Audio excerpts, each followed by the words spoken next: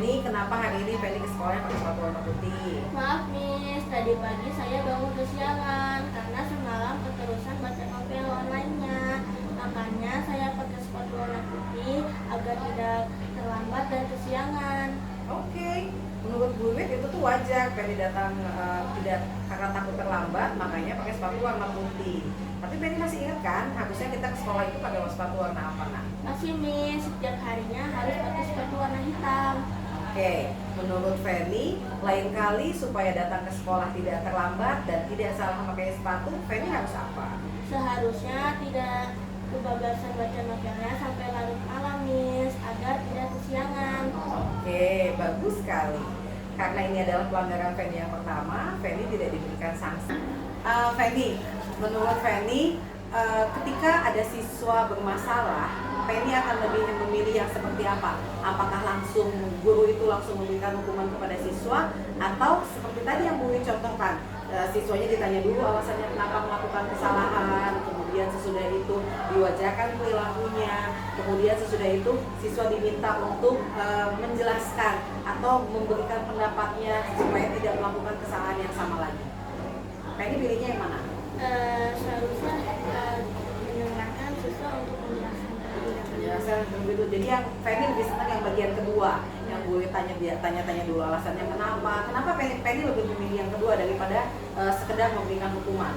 Karena kan takut di rumahnya tuh cuma ada sepatu itu dan dia tuh kayak pengen membeli sepatu baru tuh kayak kurang kayak Gak punya uangnya. Oke, jadi menurut Feni lebih nyaman dengan cara penanganan masalah yang kedua yang menggunakan segitiga restitusi itu. Oke, siap, thank you. Nah, kalau menurut Yvonne, tadi kan Feni sudah memilih penanganan masalah yang kedua yang menggunakan segitiga restitusi. Jadi kalau ada murid yang bermasalah, si murid tidak langsung dijudge kalau dia itu salah tanpa didengarkan alasannya. Kalau menurut Yvonne maunya yang seperti apa? Apakah ketika melakukan pelanggaran atau kesalahan langsung diberikan hukuman? Atau seperti tadi yang Bu Win lakukan dengan Feni, kita dialog dulu, Bu Win tanya-tanya dulu Bu Feni seperti apa, alasannya kenapa dia bisa melakukan kesalahan, sampai akhirnya Feni bisa menghasilkan sendiri itu tadi Bu Feni. Menghasilkan apa? Menghasilkan solusi untuk masalahnya sendiri. Tadi kata Feni kan biar nggak terlambat bangun, nggak salah pakai sepatu, Feni harus bangunnya tidak telat, tidak membaca novel sampai larut malam. Kalau menurut Yvonne, mana yang mau Yvonne pilih? Hukuman atau seperti tadi diajak dialog? Yang kedua. Diajak dialog. Kenapa alasannya? Ya, soalnya kan kita harus dengerin penjelasan dulu tanpa asal menghukum tiba-tiba. Kamu dihukum ya gitu kan? Ya, oke. Soalnya kan siapa tahu ada alasan tersendirinya juga, dia nggak ngikutin peraturannya kayak ekonominya kurang atau nggak sempet nyuci gitu Ya. kan, gitu jadinya.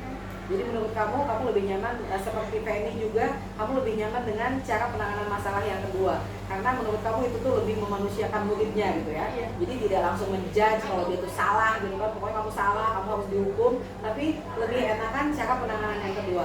Kalau menurut Yvonne, selama ini di sekolah kita penanganan hukuman seperti apa yang lebih sering dilakukan ketika ada pelanggaran? Apakah menggunakan hukuman atau diajak dialog seperti tadi? Setahu Yvonne selama ini gimana biasanya tiga? Diajak dialog sih di BK.